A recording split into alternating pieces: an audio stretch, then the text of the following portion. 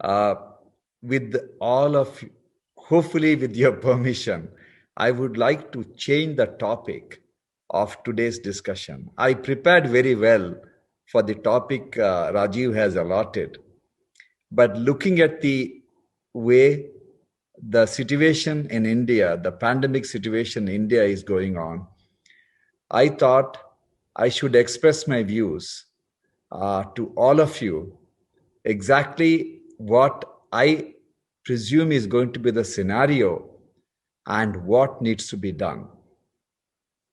First of all, we are born in a very privileged country. We have overcome several unsurmountable problems in a very short period of time. We started COVID, our battle against COVID, with no PPEs and hardly 30,000 ventilators. In just 8 weeks, we were manufacturing surplus PPEs and ventilators, and we were in a position to export them in just 4 weeks. These are unthinkable by any standards. Now, the entire headline discussion on COVID is about oxygen. No one anticipated that it is going to happen in such a remarkably short period of time. It is happening in India mainly because we are a young nation with large number of youngsters interacting, working, and they get infected because, of course, due to the nature of the virus. I'm sure with the industries and the government intervention, in the next few weeks, we will be able to sort out the problem of oxygen, because we have a lot of steel factories which is run by very benevolent people, very industrious, very industrious as well as benevolent people who will do everything possible to ensure that every person in the country who needs oxygen will get the oxygen.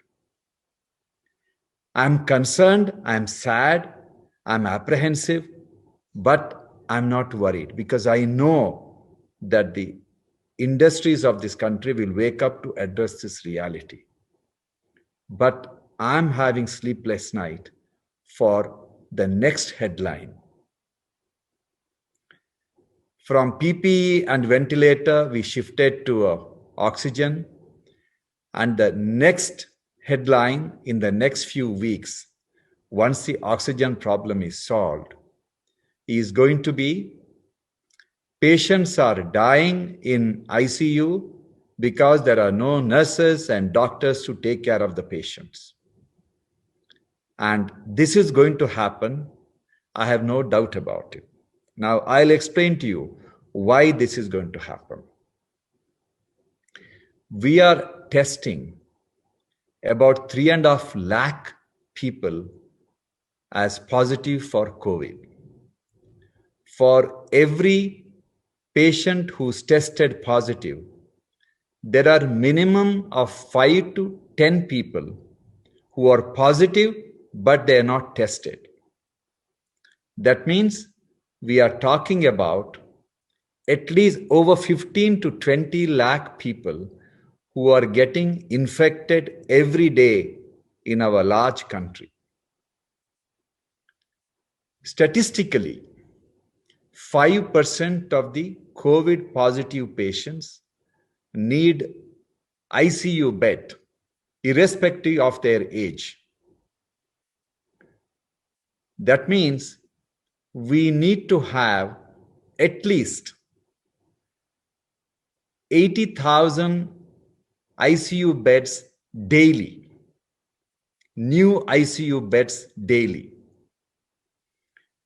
And many of you may not know, India has only 75,000 to 90,000 ICU beds, and all of them are packed already, and COVID has not reached the peak yet.